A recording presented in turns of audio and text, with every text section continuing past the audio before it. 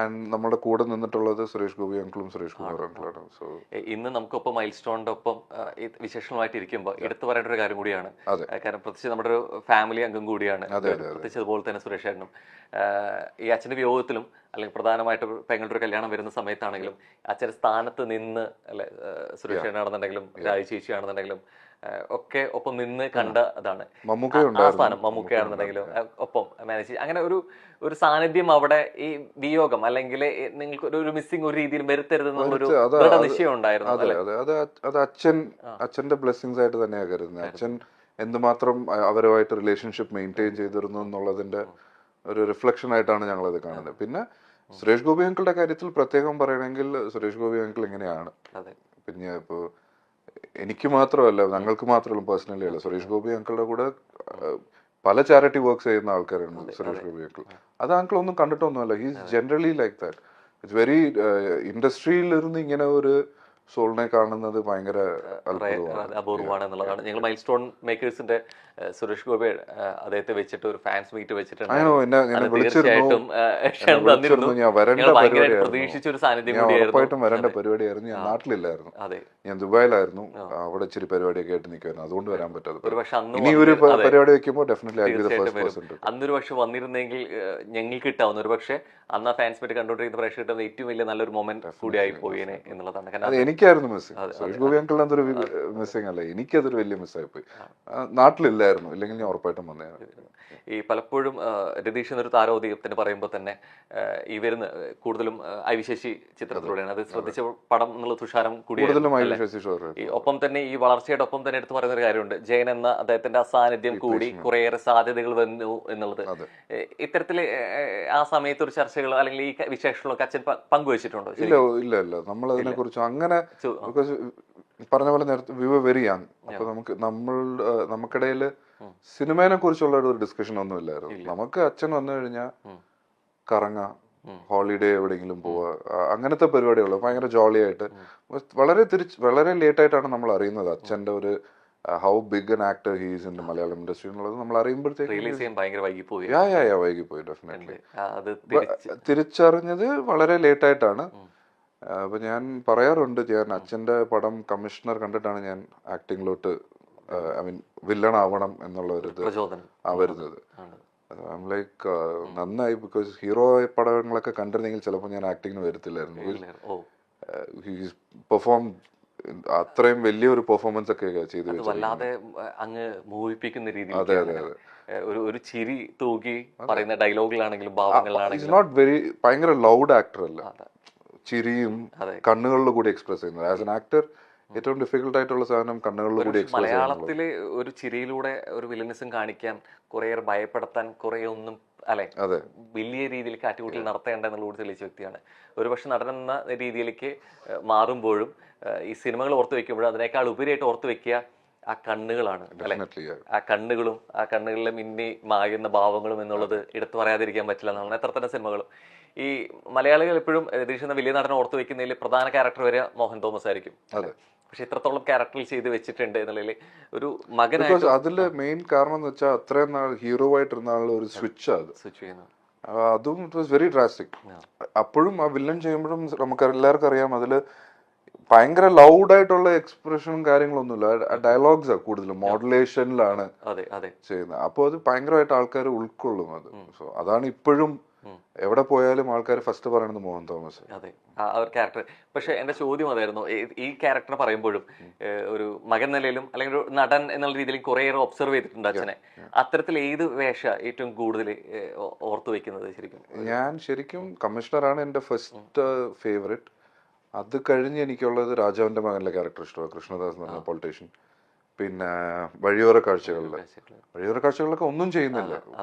കാശ്മീർ, തുഷാറും, കുറെ പടങ്ങളുണ്ട്. പക്ഷെ എന്റെ ഫേവറേറ്റ് ഈ 3 പടങ്ങളാണ് എനിക്ക് ഭയങ്കരമായിട്ട് ഇംപ്രസ് ചെയ്തിട്ടുള്ളത്. As an actor, as A dad, അച്ഛൻ എന്നതിനെക്കാട്ടിലും ആസ് എൻ ആക്ടർ എന്നുള്ള ഒരു ഇതിൽ നമുക്ക് ഇങ്ങനെയൊക്കെ പെർഫോം ചെയ്യാൻ പറ്റും, നമ്മൾ ഇതുപോലെയൊക്കെ ചെയ്യണം എന്നുള്ളത് തോന്നിയിട്ടുള്ളത് ഈ 3 ക്യാരക്ടേഴ്സിലാണ്. ബിക്കോസ് ഞാൻ ഈ കുറെ പടങ്ങൾ കാണാനിരിക്കുന്നേ ഉള്ളൂ. Still not done watching his movies. Close to 150 movies ചെയ്തിട്ടുണ്ട് ഈ 8 to 10 years സ്പാനിൽ. കണ്ടുവരുന്നേ ഉള്ളൂ എല്ലാ പടങ്ങളും. എവിടെയെങ്കിലുമൊക്കെ തോന്നിയിട്ടുണ്ടോ പിന്നീട് അവിടെ കമ്പമായിരുന്നതുകൊണ്ട് തന്നെ പലപ്പോഴും അച്ഛൻ്റെ സ്റ്റാർഡും അല്ലെങ്കിൽ അച്ഛനെ എത്രത്തോളം ഇവിടെയുള്ള സ്വീകാര്യതയും അറിയാൻ പറ്റിയിട്ടില്ല, പക്ഷെ ഇവിടെ തന്നെ കേരളത്തിൽ തന്നെ ആവുമായിരുന്നെങ്കിൽ ഒരു പക്ഷേ അപ്രതീക്ഷിതമായ വിയോഗത്തിലും അച്ഛനായിട്ട് കുറേയേറെ കാര്യങ്ങൾ അറിയാൻ പറ്റുമായിരുന്നു, അങ്ങനെ ഇല്ല, ചിന്തിച്ചില്ല? അങ്ങനെ ഒരിക്കലും ചിന്തിച്ചിട്ടില്ല. ബിക്കോസ് അത് അച്ഛന്റെ അന്നത്തെ ചോയ്സ് ആയിരുന്നു. അച്ഛൻ ഒരിക്കലും അച്ഛൻ ചെയ്തിട്ടുള്ള ഓരോ ചോയ്സസിലും അച്ഛന് റിഗ്രറ്റ്സ് ഇല്ല. So I am happy in that way that he lived his life. There was no regrets for him. So ആ ജേർണിയിൽ അച്ഛൻ്റെ ഇതിൽ നമുക്കും കൂടെ as a son or as നിങ്ങളുടെ സിബ്ലിങ്സ് എല്ലാവർക്കും we are only proud and happy about how it was. അല്ലാതെ നമുക്ക് ഒരിക്കലും കേരളത്തിലായിരുന്നെങ്കിൽ ചിലപ്പോ നമുക്ക് ഇച്ചിരി കൂടെ നല്ലതായിരുന്നു അങ്ങനെയൊന്നും തോന്നിയിട്ടില്ല. ഈ അദ്ദേഹത്തിന്റെ മരണത്തെ കുറിച്ച് സംസാരിക്കുമ്പോഴും രതീഷ് നടനെ കുറിച്ച് സംസാരിക്കുമ്പോഴും ഈ മക്കളെ കുറിച്ച് പറയുന്നത്, പക്ഷെ പലപ്പോഴും ഈ അമ്മയുടെ വിയോഗം പലപ്പോഴും അറിഞ്ഞിട്ടില്ല. പ്രത്യേകിച്ച് ഒരു 4 പേര് സഹോദരങ്ങൾ എന്നുള്ള രീതിയിലേക്ക് ഇനി എന്ത് എന്നുള്ള ചോദ്യചിഹ്നം സ്വാഭാവികമായിട്ട് വന്നിട്ടുണ്ട്. അവിടെ എവിടേക്കോ ഒരു സഹോദരനായിട്ടും ഒപ്പം തന്നെ ഒരു അച്ഛനായിട്ടും നിൽക്കേണ്ടി വന്നിട്ടുണ്ട്. അത് ടോട്ടലി അൺഎക്സ്പെക്റ്റഡ് ആയിരുന്നു. ബട്ട് സർട്ടൻ സിറ്റുവേഷൻസ് നമ്മളെ റിയാക്ട് ചെയ്യിപ്പിക്കും. Like you have to face the reality എന്നുള്ളത്. ആൻഡ് എൻ്റെ ഏറ്റവും വലിയ സ്ട്രെങ്ത് എന്ന് പറയുന്നത് ഞങ്ങൾ സിബ്ലിങ്സ് തന്നെയാണ്, എൻ്റെ സിബ്ലിങ്സ് തന്നെയാണ്. എന്നെ ഒരാളായിട്ട് എനിക്ക് ആ റെസ്പോൺസിബിലിറ്റി എടുക്കേണ്ടി വന്നില്ല. ഞങ്ങൾ 4 പേരും ഭയങ്കര അണ്ടർസ്റ്റാൻഡിങ്. ശരിക്കും താഴെയാണ് അല്ലെങ്കിൽ എൽഡറായിട്ട് ഒരാൾ ചെയ്യട്ടെ എന്നൊന്നും വിചാരിച്ചു അത് വന്നിട്ടില്ല. അതാണ് ഞാൻ പറയുന്നത്. സോ ആ ഞങ്ങൾ തമ്മിലുള്ള ബോണ്ടിങ് ആണ് ഞങ്ങൾ 4 പേരുടെ സ്ട്രെങ്ത്. പിന്നെ നേരത്തെ പറഞ്ഞ പോലെ ഞങ്ങളെ ഗൈഡ് ചെയ്യാൻ സുരേഷ് ഗോപി അങ്കിളും സുരേഷ് കുമാർ അങ്കിളും ഉണ്ടായിരുന്നു ആ സിറ്റുവേഷനിൽ. അത് അവരുടെ അന്നത്തെ ഹെൽപ്പും കാര്യങ്ങളും യു ക്യാൻ നെവർ എക്സ്പ്ലെയിൻ, വേർഡ്സിൽ പറഞ്ഞ് ലിമിറ്റ് ചെയ്യാൻ പറ്റില്ല. അത് ഇപ്പോഴും കണ്ടിന്യൂ ആവുന്നുണ്ട്. ബിക്കോസ് അവരുടെ ഈ 2 വ്യക്തികൾ മാത്രമല്ല, ഞാൻ അവർ 2 പേരെയും പറയുമ്പോൾ ഇവരുടെ ഫാമിലിയും കൂടെ അവരും. ഇപ്പൊ ഞങ്ങൾ 4 പേരും ഉണ്ടായിരുന്നത് സുരേഷ് ഗോപി അങ്കിളുടെ മക്കളുമായി, സുരേഷ് കുമാർ അങ്കിളുടെ മക്കളുമായി. ഞങ്ങൾ എല്ലാവരും ഞങ്ങൾ ട്രിവാൻഡ്രം ഷിഫ്റ്റ് ആകാൻ കാരണം തന്നെ അതാണ്, അവർ 2 പേരും അവിടെ ഉള്ളതുകൊണ്ട്. അല്ലെങ്കിൽ ഞങ്ങൾ എപ്പോഴും ഇവിടെ ഗോൺ ബാക്ക് ടു തമിഴ്നാട്. ഞങ്ങൾ ചിലപ്പോൾ വരുത്തേയില്ലായിരുന്നു. Maybe it would have happen some time, maybe, അറിയത്തില്ല. അവരുള്ളത് കൊണ്ടാണ് ഞങ്ങൾ ട്രിവാൻഡ്രത്തോട്ട് ഷിഫ്റ്റ് ആയത്. ഈ പലപ്പോഴും അച്ഛന്മാർ ഉള്ള സിനിമയിൽ മക്കൾ വരുന്ന രീതിയിലേക്ക് നമ്മൾ സോകോൾ നെപ്പോ കിഡ്സ് ഒക്കെ എന്ന് വിളിക്കുമ്പോഴും അവരുടെ സാന്നിധ്യത്തിൽ വന്നവരാണ്. ഇപ്പോ പൽരാജ് അത്തരത്തിൽ വന്നാണെങ്കിൽ പോലും അച്ഛന്റെ സാന്നിധ്യം ഉണ്ടായിരുന്നില്ല. എവിടേക്കോ നമ്മൾ സപ്പോർട്ട് ചെയ്യുന്നുണ്ടെങ്കിൽ പോലും ഈ വഴി അത്രത്തോളം ഈസി ആയിരുന്നില്ല, അല്ലെ? നമുക്ക് ആഗ്രഹമുണ്ട്, നമുക്ക് കഴിവുണ്ട്, പക്ഷെ എവിടേക്ക് കുറച്ച് ഡിഫിക്കൽട്ട് ആയിരുന്നു എന്നുള്ളത് ഡെഫിനറ്റ്ലി ഒരു ചാൻസ് ആയിട്ട് കിട്ടാൻ അത് എളുപ്പമായിരുന്നു. അത് ഞാൻ ഒരിക്കലും എനിക്ക് നിഷേധിക്കാൻ പറ്റില്ല. ബിക്കോസ് ഫസ്റ്റ് മൂവി തന്നെ മമ്മൂക്കയുടെ വില്ലനായിട്ട് ചെയ്യാൻ പറ്റിയത് ഇറ്റ്സ് നോട്ട് വെരി ഈസി.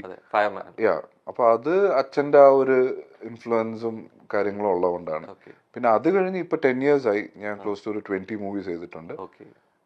ആ കിട്ടിയ ചാൻസ് നിലനിർത്തുക എന്നുള്ളത് ഇസ് നോട്ട് ഈസി ജോബ്.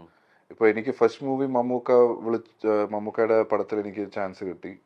2ാമത്തെ പടവും മമ്മൂക്കയുടെ കൂടെ ചെയ്യാൻ പറ്റി.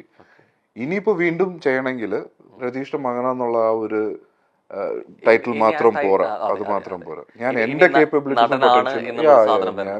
അത് എനിക്ക് ചെയ്യാൻ പറ്റിയത് ഈ പടത്തിലാണ്,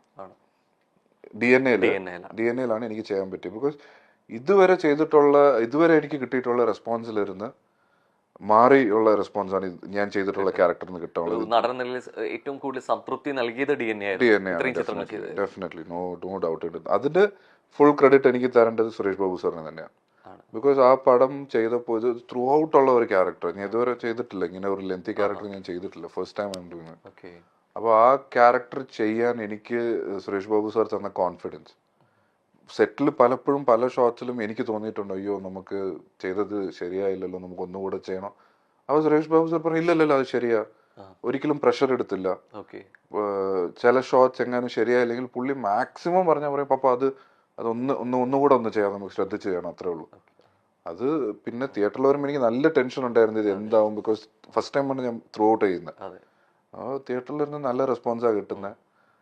എനിക്ക് സസ്പെൻസ് ആയതുകൊണ്ട് എനിക്ക് പലതും പറയാൻ പറ്റില്ല, ക്രൈം ത്രില്ലർ ആയതുകൊണ്ട്. But very happy with the response. മുമ്പ് ദുൽഖർ പറഞ്ഞൊരു കാര്യമുണ്ട്, എനിക്ക് കുറെ നല്ലത് പറയിപ്പിക്കാൻ തന്നെ അപ്പുറത്തേക്ക് വാപ്പ ചെയ്തു വെച്ച കാര്യങ്ങൾക്ക് ദോഷം പറയിപ്പിക്കാതിരിക്കണം എന്നുള്ളതുണ്ട്. ഇത് എവിടേക്ക് ഒരു പ്രഷറാണ് അല്ലെ? കാരണം ഇത്രയും വേഷങ്ങൾ ചെയ്തു വെച്ചൊരു നടൻ ഈ രൂപം കൊണ്ട് കൂടി വരുമ്പോ എവിടേക്കും ഒരു കമ്പാരിസൺ പ്രേക്ഷകർ ഭാഗത്തുനിന്നുണ്ടാവും അല്ലെ?